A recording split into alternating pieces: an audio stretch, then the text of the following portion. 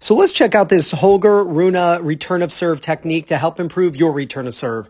Now, this video is courtesy of Court Level Tennis on YouTube. Make sure you subscribe to their awesome channel. I've put their link in the description below. So first, let's watch his return of serve, and then we'll analyze it.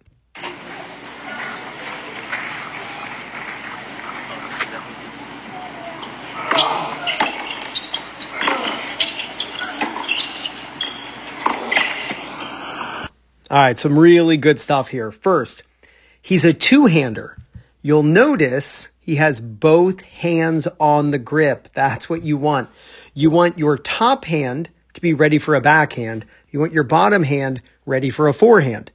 If the ball comes to your backhand, which it does here for Holger, then he just switches his backhand or his forehand grip to his backhand and he's ready. So please, if you're a one-hander, have your left hand, I'm sorry, I shouldn't say left hand. Have your non-hitting hand on the throat of the racket. And if you're a two-hander, have both hands on the grip. It's going to make you faster when the ball comes to your backhand. You got to change your grip. The second thing, first, I want to show you where he's starting and then watch where he stands to return serve. So now he's here. Look how far forward he's gone. You want this pre-movement. If you're planning on standing here to return serve, which we see him up here returning serve, then you've got to start farther back. And the technique that I like, and it's one that I use, Andy Murray used it, it's where you take a step forward, then you take another step for the split step. So you can watch this. He steps with his right foot, and then he lands the split step on the baseline. Then from there, he even goes forward from that point and then has to back up in order to, respond to the return of the return. Now, it's really important that we understand the acronym of split, turn, hit, step. Split, turn, hit, step. It is the sequencing of the footwork on a return of serve. So what you see here is he split steps just after the opponent hits the ball. So this move right here, it actually happens around 0.23 seconds after the opponent hits. So we can actually know when the ball is being struck. We can take a guess at it right here. There we go. It was a little too late. So I'm going to go like this. Let's see if we can get 0.23. Yeah, it's pretty good. And the reason you want to land after your opponent hits the ball is because your brain has to process what it sees. There's a delay in our reaction time. And our reaction time is around 0.23 seconds.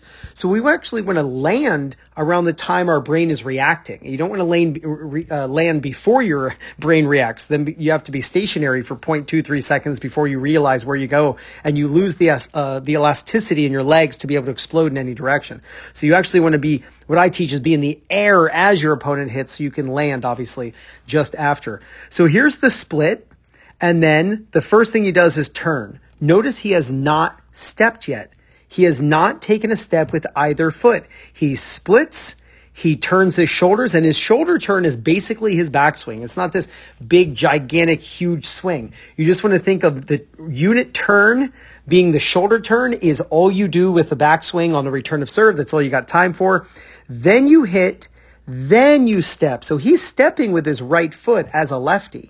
By the way, look how this high finish. It's like Jimmy Connor style right here. I've always really been impressed with Holger's technique. It's really classic technique. But he splits, he turns, then he hits, then he steps. Many recreational players, they try to step with this foot before ever hitting the ball, and it makes them late all the time. From there, he is obviously gone forward. So he is in no man's land. And if he gets a strong ball back that's really deep, the ball's going to land at his feet. And you can actually notice where this ball lands. Good thing he backed up. If he had not backed up and he had stayed inside the baseline, especially if that ball had come right to him, that ball is on his feet. So good thing he moved backwards. So you want to do that on the serve as well. If you jump inside the court on the serve, you want to move back out of the court because this is really where you want to be standing in case the ball is hit deep. You don't want to be obviously in no man's land. That's why it's called no man's land. One more thing, you may have heard that you're always supposed to get your body weight going forward on every shot you hit. Absolutely not true, and that is proof right there. So use these tips, you're going to hit much better returns. Now, the best way to practice these techniques is at home with a Topspin Pro. You can get a Topspin Pro using my link in the description. I'm also going to pin it in the first comment. I absolutely love the Topspin Pro, and I know you will too.